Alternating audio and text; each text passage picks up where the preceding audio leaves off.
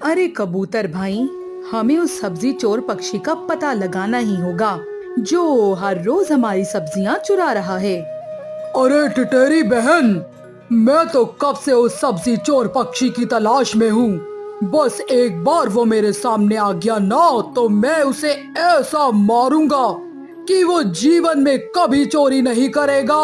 अरे हम इतनी मेहनत से इतने दूर खेतों से सब्जियां तोड़ कर लाते हैं और वो कौन पक्षी है जो हमारी सब्जियां चुरा लेता है। तभी वहाँ जंगल के कई सारे पक्षी सब्जियां खरीदने आते हैं। अरे तोते भाई, मुझे 2 किलो बैगन देना। हाँ हाँ कौवे भाई, अभी देता हूँ।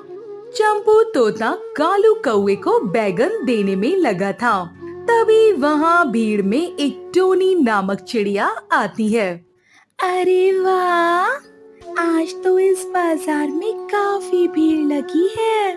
चलो मैं मौका देखकर सब्जी पर हाथ साफ कर देती हूँ। सब्जियाँ चुराने वाली वही टोनी चिड़िया थी।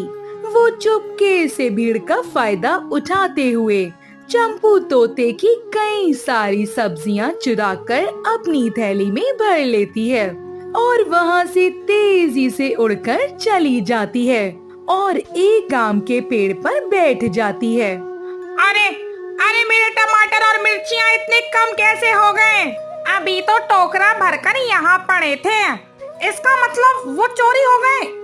अरे अरे टिटेरी बहन, कबूतर भाई, अरे वो चोर पक्षी यहीं कहीं है।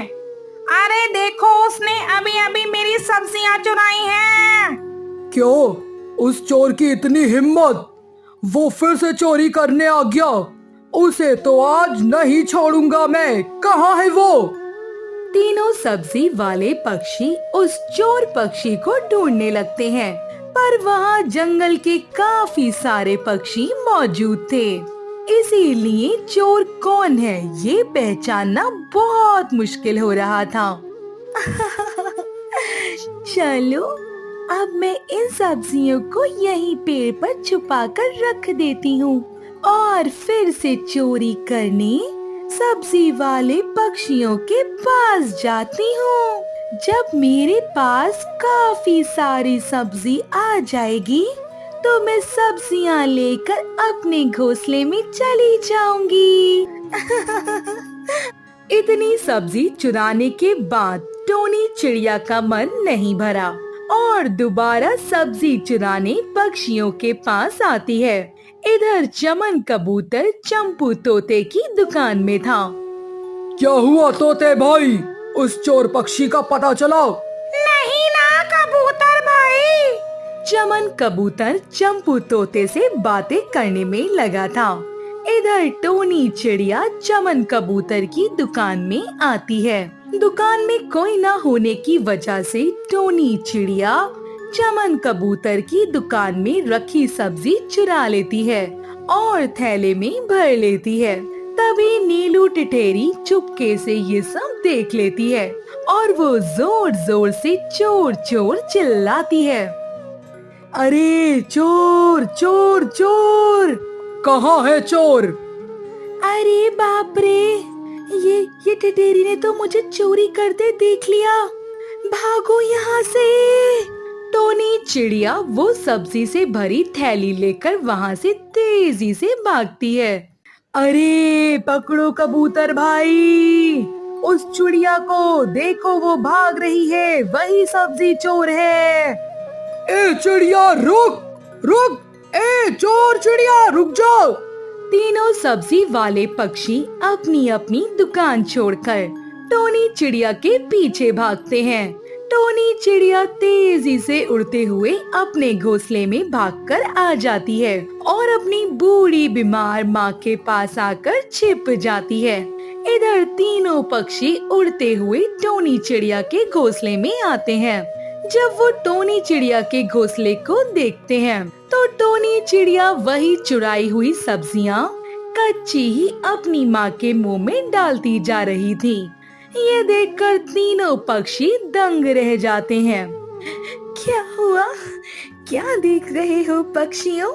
ये मेरी बूढ़ी माँ है, मैं जो आप सबकी दुकान से सब्जियां चुराती हूँ, वो अपनी माँ का जीवन बचाने के लिए चुराती हूँ। मेरी माँ बहुत बीमार है और दिन में अगर 2 बार कच्ची ताज़ी सब्जी नहीं मिली तो वो इस संसार को छोड़कर हमेशा हमेशा के लिए चली जाएंगी। मैं जानती हूँ आप तीनों को मुझ पर बहुत गुस्सा आ रहा होगा, पर मैं क्या करती, मेरे पास इस तरह सब्जियां चुराने के सिवा और कोई रास्ता नहीं था, क्योंकि मैं एक गरीब चिड़िया हूँ और मेरे पास कोई पैसे नहीं हैं। अगर मैं आप सबके पास आती तो आप एक बार हमदर्दी जताकर मुझे मुफ्त सब्जियां दे देते, पर जब मैं दोबारा आपके पास सब्जी मांगने आती थी तो आप मेरी सहायता नहीं करते थे।